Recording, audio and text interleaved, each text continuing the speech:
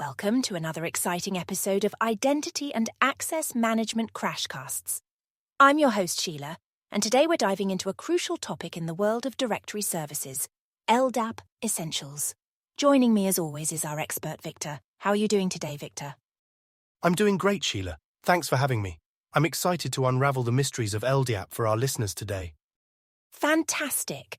Before we begin, listeners, it's helpful if you have a basic understanding of networking concepts and directory services. Now, let's break down what we'll cover today. We'll start with an introduction to LDAP, its history, key components, structure, operations, real-world implementations, and some best practices. To kick things off, I have a quiz question for our listeners. Are you ready? Absolutely. I'm sure our listeners are eager to test their knowledge. All right, here's the question. In a typical enterprise environment, what percentage of applications rely on LDAP for authentication and authorization? Is it A, 25%, B, 50%, C, 75%, or D, 90%? Wow, that's an intriguing question, Sheila. It really makes you think about how widely used LDAP is in modern IT setups. Without giving away the answer, I can say that LDAP's role in businesses is more important than many people realize. It's not just about checking if users are who they say they are, it's also used for storing and retrieving all sorts of company information. Excellent point, Victor. Let's keep our listeners guessing while we dive into the topic. Can you start by explaining what LDAP is and why it was created? Certainly. LDAP stands for Lightweight Directory Access Protocol. It was created in the early 1990s as a more efficient alternative to the X.500 Directory Access Protocol. Essentially, LDAP is a standardized way to organize and access directory information over a network. That's interesting. So it's like a phone book for computer networks? That's a great analogy, Sheila. Just like a phone book organizes contact information, LDAP organizes information about users, groups, and other network resources. But it goes beyond that. Imagine a phone book that could also store and retrieve information about offices, equipment, and even application settings. I see. Can you break down the key components of LDAP for us? Absolutely. The three main components of LDAP are entries, attributes, and distinguished names, DNs. An entry is like a record in the directory, which could represent a user, a group, or any other object. Attributes are the pieces of information associated with an entry, like a user's name or email address. Finally, the distinguished name is a unique identifier for each entry, showing its position in the LDAP hierarchy.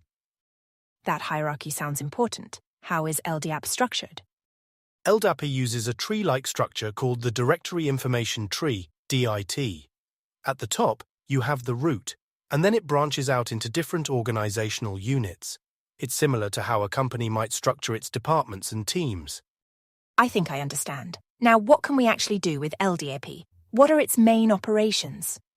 Great question. LDAP has several core operations, but the main ones can be remembered with the acronym CRUD. Create, add new entries, read, search and retrieve information, update, modify existing entries, and delete, remove entries. There's also a bind operation for authenticating to the LDAP server. That's helpful. Now that we understand the basics, can you give us an example of how LDAP is used in the real world? Certainly.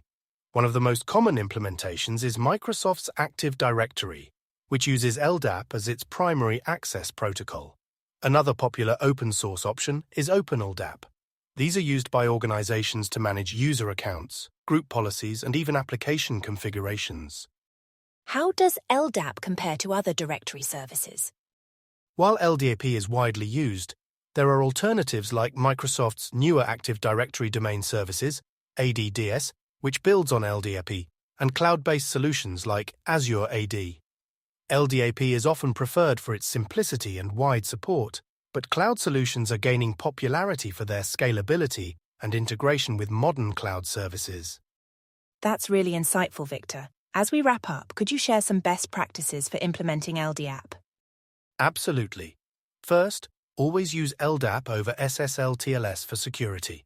That's a way to encrypt the communication, keeping it safe from prying eyes. Second, implement strong password policies. Third, Regularly audit and clean up your directory to prevent it from becoming cluttered. Lastly, use LDAP groups effectively to simplify access management. Thank you, Victor. Those are excellent tips. Now let's reveal the answer to our quiz question. The correct answer is C, 75%. Studies have shown that approximately 3/4 of enterprise applications rely on LDAP for authentication and authorization, highlighting its critical role in modern IT infrastructures. That's quite revealing. It really emphasizes why understanding LDAP is so crucial for IT professionals. Absolutely. To summarize today's episode, we've learned that LDAP is a crucial protocol for directory services, organizing information about users, groups, and network resources.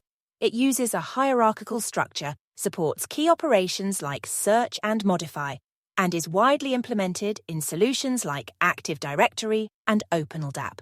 Remember the CORAD operations and the importance of security when working with LDAP. Great summary, Sheila. I hope our listeners found this crash course in LDAP helpful. Thank you, Victor, for sharing your expertise. And thank you, listeners, for tuning in to another episode of Identity and Access Management Crashcasts. If you enjoyed this episode, please subscribe to our podcast and leave us a rating. Until next time, keep learning and stay secure.